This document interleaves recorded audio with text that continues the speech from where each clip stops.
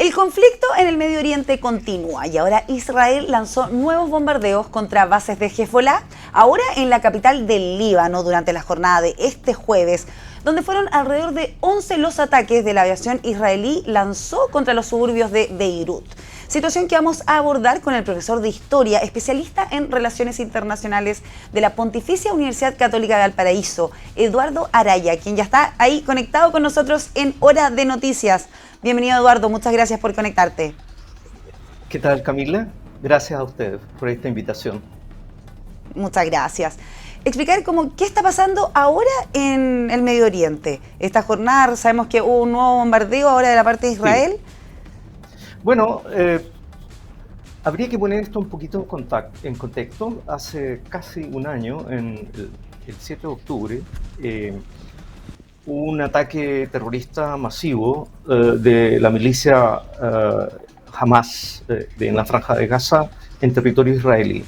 Eso provocó, como a lo mejor a esta altura ya nos parece historia antigua, pero sigue siendo muy importante, una reacción militar de Israel que se ha prolongado hasta ahora.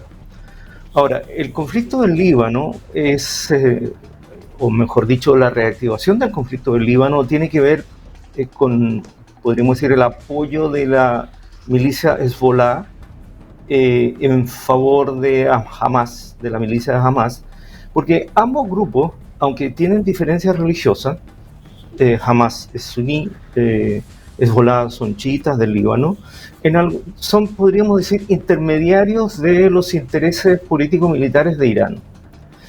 Por lo tanto, en el fondo, el conflicto o la expresión de lo que vemos en el Líbano es parte del conflicto de fondo, que es entre Israel e Irán, en donde el régimen de los ayatolás, que está ahí desde el año 79, desde que existe el régimen teocrático iraní, ha declarado que sus enemigos fundamentales son Israel y Estados Unidos. Entonces, claro, la diferencia es que Israel es una potencia militar regional con una capacidad militar absolutamente superior, tecnológica y además y militar muy superior a Irán. Entonces, claro, Irán ha sufrido una serie de sanciones económicas a lo largo del tiempo por su programa nuclear. Entonces, Irán tiene mucho más problemas como para una confrontación directa. Pero habría que entender que en este contexto podríamos decir que el gobierno de Benjamín Netanyahu ha aprovechado la oportunidad para hacer un ajuste de cuentas y, por ejemplo, tener un enfrentamiento mucho más abierto con Irán, podríamos decir, provocando la reacción de Irán a través, por ejemplo, de una serie de asesinatos selectivos del jefe político de Hamas, Haniyeh, en Teherán, el jefe de Hezbollah, Hassan Nasrallah, en el Líbano, lo que obviamente obligó a Irán a reaccionar de alguna manera de cara a preservar su propia figura o su propio rol de potencia regional, de cara a sus aliados regionales, que se extienden no solamente a través de Irak y Siria y el Líbano, o Hamas en la Franja de Gaza, sino también a los hutíes en el Líbano, en donde hace un par de días atrás también el área controlada por los hutíes, los chiitas hutíes en Yemen del sur, también sufrieron bombardeos de parte de Israel. Ese es el escenario de lo que estamos viendo. Y producto de este nuevo bombardeo, ¿de quién podemos esperar respuestas ahora? Bueno, el último, no solamente hay bombardeos en el Líbano también se inició una operación militar. El gobierno de Israel dice que limitaba al sur del Líbano, porque, claro, el objetivo final de Israel es al menos reducir la capacidad militar de Hezbollah, que es muy superior a la Hamas, pero eso no se puede resolver simplemente bombardeando. Eso hay que hacerlo, podríamos decir, con infantería o con tropas en tierra, y eso es lo que está ocurriendo en el sur del Líbano, en donde ya hay un número limitado de soldados israelíes que han muerto, entiendo que 8, claro, muchos más son civiles o eventualmente militantes de Hezbollah en el Líbano. Por lo tanto, esa es una operación, bueno, en el 2006 Israel hizo un intento semejante, una operación militar que duró poco más de un mes y que desde el punto de vista de los objetivos políticos y militares resultó un fracaso. O sea, el ejército israelí se tuvo que retirar del Líbano y en el tiempo Hezbollah pudo recomponer e incluso ampliar sustantivamente su capacidad militar.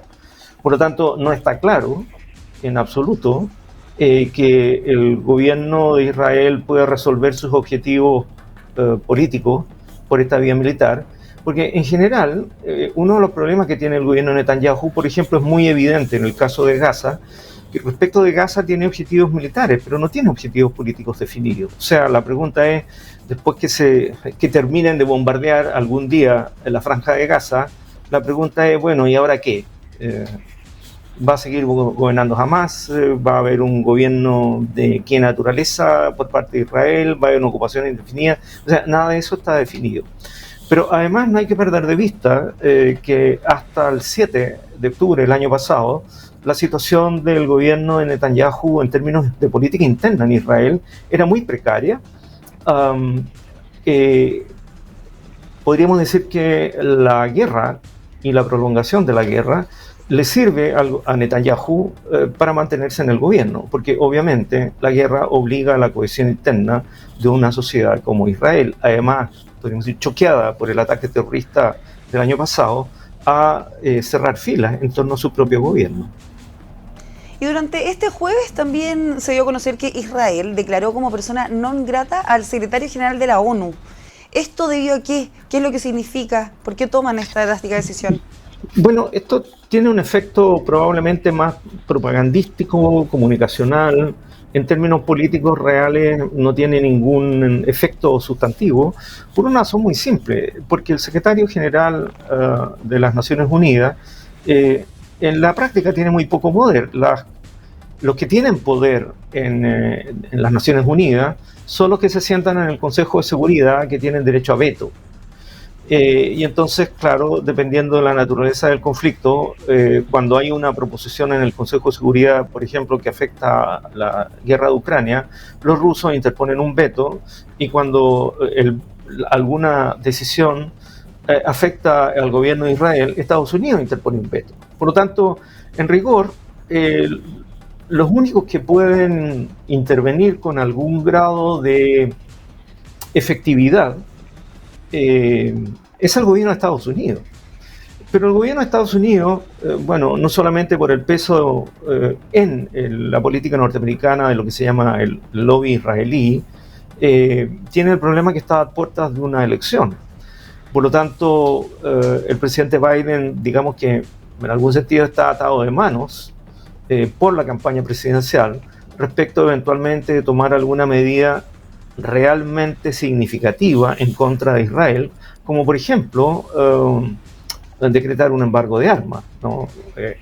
Israel tiene una enorme capacidad militar autónoma, produce mucho material militar, pero depende fuertemente también de la ayuda financiera y particularmente militar de Estados Unidos.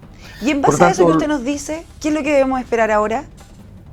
En el corto plazo, probablemente nada. Las operaciones militares continuarán. Las negociaciones siempre son, en este tipo de circunstancias, por canales diplomáticos más bien subterráneos, no trascienden necesariamente a la opinión pública. Por lo tanto, yo creo que en algún minuto, obviamente que lo deseable es un alto al fuego y evitar un escalamiento. De hecho, va a haber alguna operación de represalia de Israel en contra probablemente de la industria petrolera o las instalaciones nucleares de Irán, lo cual hace presumible que aún haya espacio para un escalamiento del conflicto, es decir, que el conflicto continúe y además continúe con mayor intensidad. Pero probablemente en algún minuto también Estados Unidos deberá intervenir, creo yo, de una manera más directa para evitar que esto pase a palabras mayores, considerando que Israel tiene capacidad nuclear. Estaremos ahí atentos entonces a cómo se desarrolla este conflicto que continúa en el Medio Oriente. Agradecemos por conectarse a Hora de Noticias a Eduardo Araya, profesor de Historia, especialista en Relaciones Internacionales de la Pontificia Universidad Católica de Valparaíso. Muchas gracias, don Eduardo, por conectarse a Hora de Noticias. Gracias por la invitación. Que tengan una buena tarde.